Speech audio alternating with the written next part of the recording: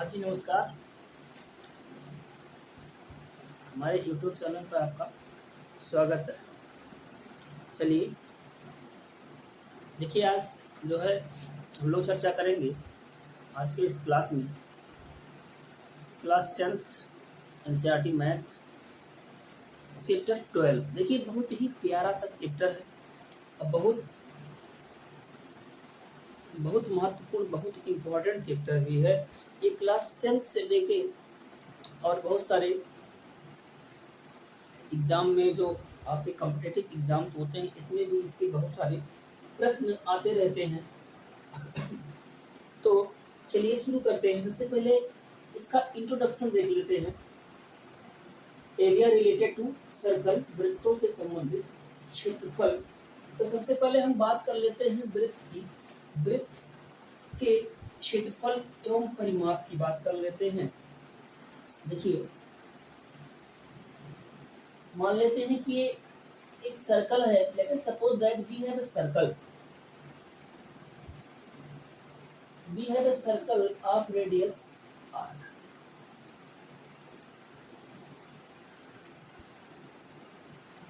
मान लेते हैं कि ये सर्कल है जिसका रेडियस r है। अगर इसको हम इसके कई टुकड़े कर दें, if we cut in the many pieces as like this,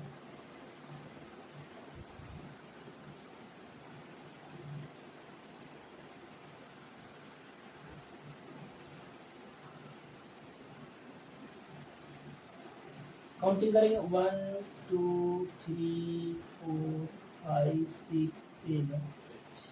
मान लेते हैं ये 8 पार्ट आपने कर दिया। इसका रेडियस r है तो प्रत्येक r होगा, r होगा। इसकी रेडियस को हमने मान लिया, इसका रेडियस जो है वो कितना है, r है। ये उसका रेडियस r हो जाएगा। यहाँ पर हम वृत्त की, सर्कल की एरिया की बात करेंगे। इसकी एरिया की,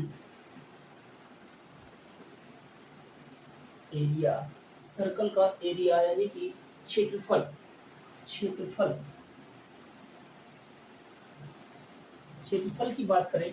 देखिए इसको, अगर ये जो इसके जो टुकड़े हैं, इस टुकड़ों को अगर हम कुछ इस प्रकार से अरेंजमेंट कर दें, इसका व्यवस्था कर दें कि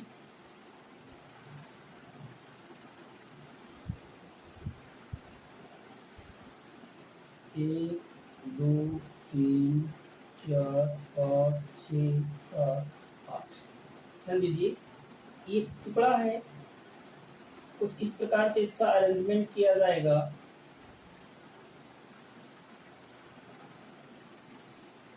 कुछ इस प्रकार से इसका अरेंजमेंट किया जाएगा। देखिए 1 2 3 4 5 6 7 8। यहाँ पर 8 सेक्शन है इसके, और यहाँ पर भी 1 2 3 4 5 6 7 और 8 पार्ट हो जाते हैं। यहाँ पर देखिए प्रत्येक पार्ट लगभग रेक्टेंगुलर है, यानी कि ये पूरा होल स्ट्रक्चर ये लगभग रेक्टेंगुलर है, आयताकार है। ये पूरा स्ट्रक्चर लगभग रेक्टेंगल के समान हो जाता है, लगभग आयत के जैसा हो जाता है। और चूंकि ये जो सर्कल है, इसका सर्कल का परिमाप, परिधि, इसका जो परिधि होता है ये होता है 2 पाई r के बराबर। 2 पाई r के बराबर होता है। तो यहाँ पर हो क्या जाता है, ये इसको जब हम काट कर आधा ऊपर आधा नीचे कर लेते हैं, 1 3 5 7, 1 3 5 7, अल्टरनेट ऊपर हो गया आधा और अल्टरनेट आधा नीचे हो जाता है। इस स्थिति में ये नीचे का हिस्सा पाई आर हो जाता है, ऊपर का हिस्सा भी पाई आर हो जाता है। और ये इसकी जो चौड़ाई है ये यल हो जाएगा, और इसकी जो चौड़ाई बी है ये हो जाएगा आर, इसकी रेडियस के बराबर। तो हम इसका क्षेत्रफल कैसे निकालेंगे? आयत का जो क्षेत्रफल होता है, आयत का क्षेत्रफल, आयत का क्षेत्रफल क्या होता है? लंबाई गुणे चौड़ाई, L गुणे B। तो आयत का क्षेत्रफल L गुणे B हो जाता है।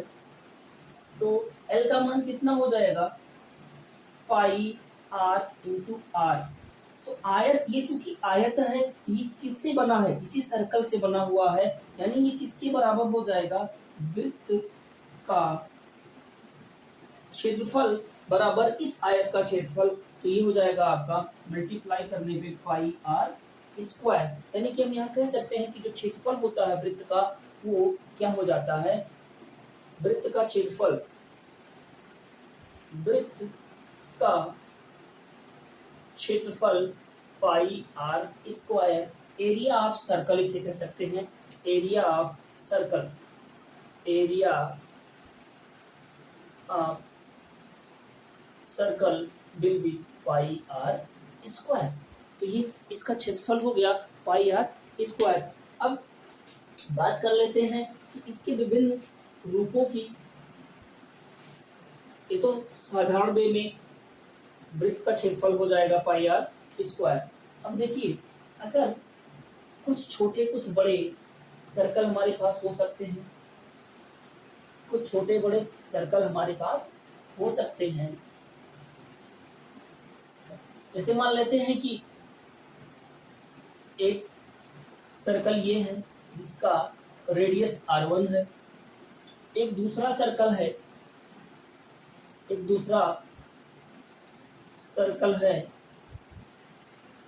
जिसका रेडियस r2। अब क्या करना है कि इन दोनों का जो एरिया होगा, इसका एरिया पाई r1 स्क्वायर, इसका एरिया पाई r2 स्क्वायर हो जाएगा, पाई r2 स्क्वायर हो जाएगा। हमें क्या करना है, एक ऐसे सर्कल का रेडियस निकालना है, एक ऐसे सर्कल का रेडियस निकालना है जिसका एरिया इन दोनों के एरिया के इक्वल हो। We have to find the radius of another circle whose area is equal to the sum of the given two smaller circle। यहाँ पर हमें इस सर्कल का रेडियस फाइंड करना है जिसका क्षेत्रफल इन दोनों वृत्तों के क्षेत्रफल के योगफल के बराबर है। तो अगर इसका हम रेडियस r मान लें तो क्या हो जाएगा, पाई आर स्क्वायर हो जाएगा, इसका एरिया पाई आर स्क्वायर हो जाएगा। इसको a1 मान लें, इसको a2 मान लें। यहाँ पर क्या हो रहा है कि हमारे पास a1 प्लस a2 बराबर a होगा, a1 प्लस a2 बराबर a हो रहा है। तो यानी कि a1 का वैल्यू क्या है, pi R square, pi r1 square. a1 क्या है, पाई r1 स्क्वायर है, ये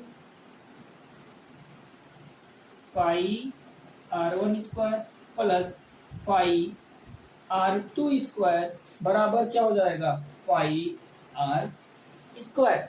अब यहाँ से देखिए, दोनों इसमें पाई कॉमन लेके, पाई हम कॉमन ले सकते हैं, तो पाई कॉमन ले लेंगे, r1 square plus r2 square बराबर पाई r स्क्वायर। अब देखिए, यहाँ पर दोनों साइड में कैंसिलेशन लॉ से पाई जो हो जाएगा कैंसिल। जब पाई कैंसिल हो जाएगा तो क्या बचेगा, r1 square plus r2 square बराबर r square. r1 square plus r2 square बराबर हो जाएगा r स्क्वायर।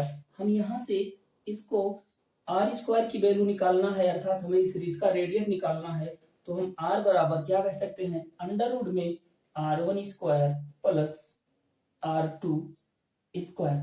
तो ये तो हो गया जब हम दो वृत्तों को के योगफल के बराबर किसी वृत्त का त्रिज्या निकालना हो, तो r बराबर under root r1 square plus r2 square हो जाएगा।